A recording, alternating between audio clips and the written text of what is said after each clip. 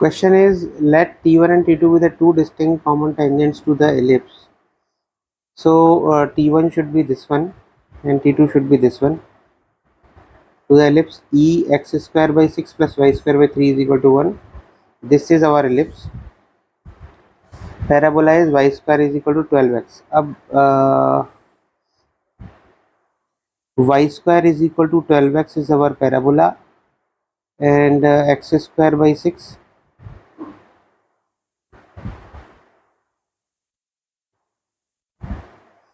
y square by 3 is equal to 1 is our ellipse. तो कुछ points मैं आपको यहाँ डिनोट कर देता हूँ. ये a,0 ये 0, भी होता है, ये आपको पता होगा. Y square is equal to 12x, जिसको हम लिख सकते हैं this similar to 4 into 3 into x, 4x वाले फॉर्मेट में. अभी यहाँ क्या है, suppose that the tangent T1 touches P and E, यानी कि parabola and ellipse at A1 and A2. So this point must be A1 and this point must be A2. And tangent T2 touches P and E at the point A4 and A3. So this must be A4 and this must be A3. Then which of the following statement is true? Area of the quadrilateral A1, A2,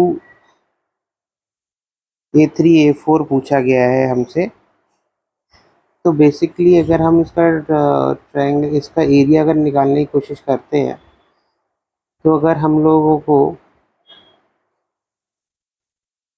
ये length मिल जाए, ये वाली length और एक ये वाली length, तो हम ट्रायंगल के एरियाज को यूज़ करके हम आसानी से इसका एरिया निकाल सकते हैं, और एरिया निकालने के बाद दोनों को सब्ट्रैक्ट करके फाइनल आंसर निकाल सकते हैं ना. तो पॉइंट, बात कहाँ पर अटक जाती है? बात अटक जाती है कि हमें A1, A2, A3 और A4 कैसे निकालना है. अब देखो, A1 और A1, A2, A3, A4 निकालने के लिए मैं कौन सी इक्वेशन यूज़ करूँगा, क्योंकि मुझे पता है अगर मान लेते हैं कि टेंजेंट T1 है, इसका स्लोप m है, तो उसके केस में अगर स्लोप m है मेरे पास, देखो दिखाता हूँ, ये स्लोप m है, तो उसके केस में equation of tangent to the parabola 4y square is equal 12x जो हो जाएगी, वो हो जाएगी y is equal to mx plus a by m होता है ना. a की वैल्यू यहाँ पर 3 है, दिस वैल्यू.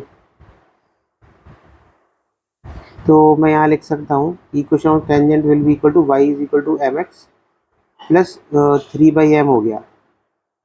अब this is also tangent to the ellipse,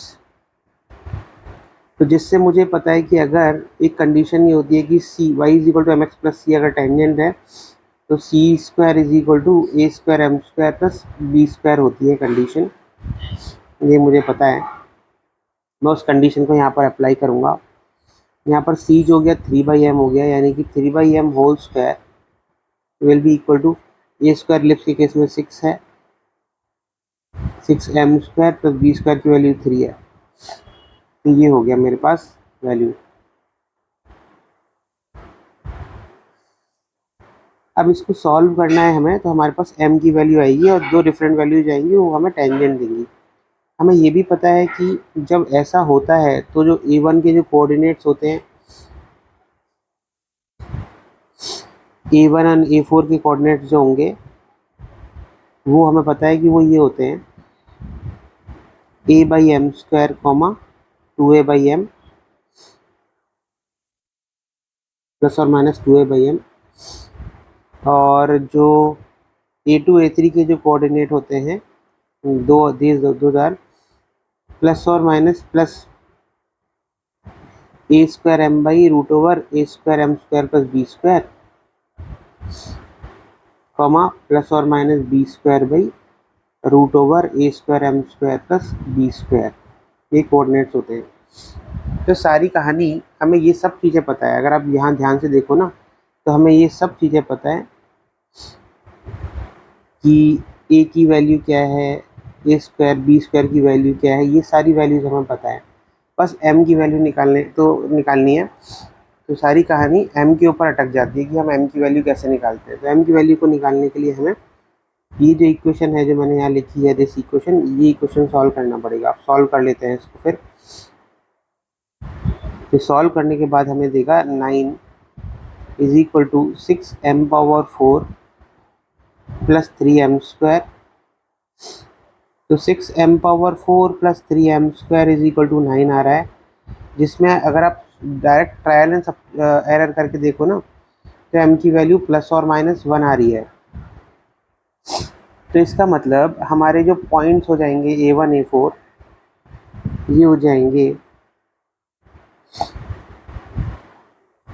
3/1, 6/1, 3,6, या मैं लिख देता हूँ दिस इज 3,6 और 3,-6। सिमिलरली अगर मैं इसको देखता हूँ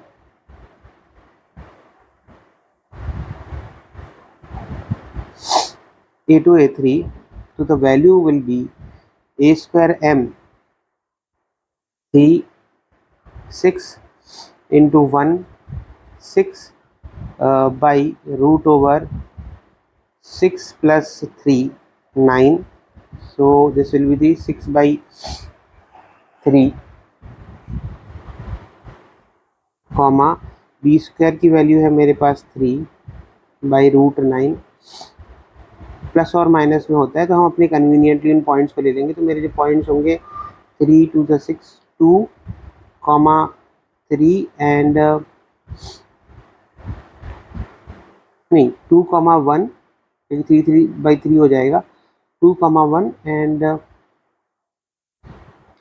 2,-1। ठीक है, तो ये पॉइंट्स मेरे आ गए। तो इसलिए मैं यहाँ पर डिनोट कर देता हूँ, डिफरेंट कलर से डिनोट करता हूँ। A1 जो हो गया वो मेरा हो गया 3,6,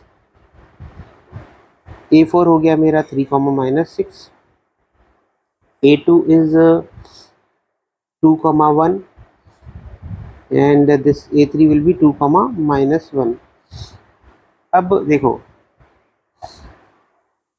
तो ये जो इक्वेशन मेरी आ गई y is equal to x plus 3, क्योंकि m की वैल्यू 1 है, m की वैल्यू 1 है तो मैंने यहाँ पर बस वैल्यूज डाली है। ऑलरेडी a की वैल्यू मुझे 3 पता ही है, तो मैंने ये इक्वेशन डाली, तो मेरी टेंजेंट की इक्वेशन ये आ गई। इस तरह से दूसरी वैल्यू भी आ जाएगी टेंजेंट की, अगर मैं m इज इक्वल टू -1 डालूंगा तो दूसरी टेंजेंट की इक्वेशन आएगी T2 की। T2 will be equal to y is equal to -x minus 3। अब देखो, मुझे ये पॉइंट पता करना है एंड वाला, क्यों, जिससे तभी मैं ट्राइंगल का एरिया निकालूंगा। ये पॉइंट P जो होगा ये वो वाला पॉइंट होगा जहाँ पर y 0 होगा। तो y 0 मतलब x की वैल्यू -3 हो जाएगी, तो ये -3,0 हो जाएगा। तो बेसिकली मेरे पास क्या हुआ, मैंने ये फाइंड आउट किया यहाँ पर कि जो ये वाला जो लेंथ होगा यहाँ से लेके यहाँ तक वाला, दैट लेंथ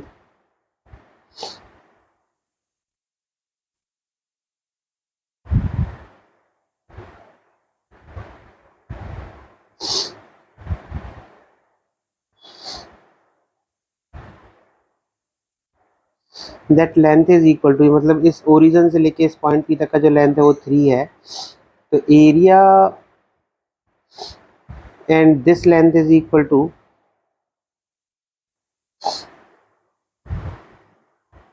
अच्छा मैंने यहाँ पर एक मिस्टेक की है, A2 की वैल्यू -2 होनी चाहिए, है ना, -2 -2 का -1, ये -2 होना चाहिए। Also this length is 2, -2 distance है, तो ये जो हाइट हो गई ये मेरी यहाँ से लेके यहाँ तक की जो हाइट हो वो 1 मीटर हो गई, दिस 1 मीटर। तो यहाँ पर मैं एरिया निकाल लेता हूँ PA2 A3 का,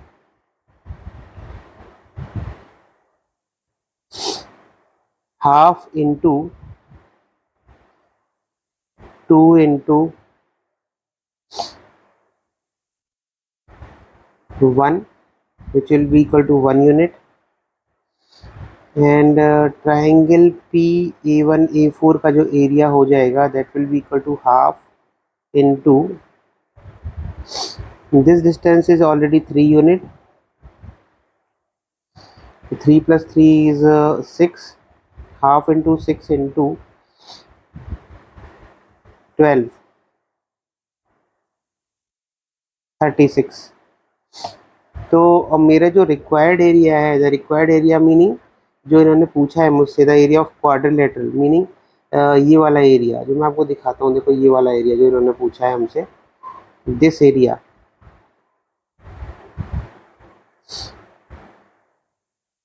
ये जो मैं ड्रॉ कर रहा हूँ,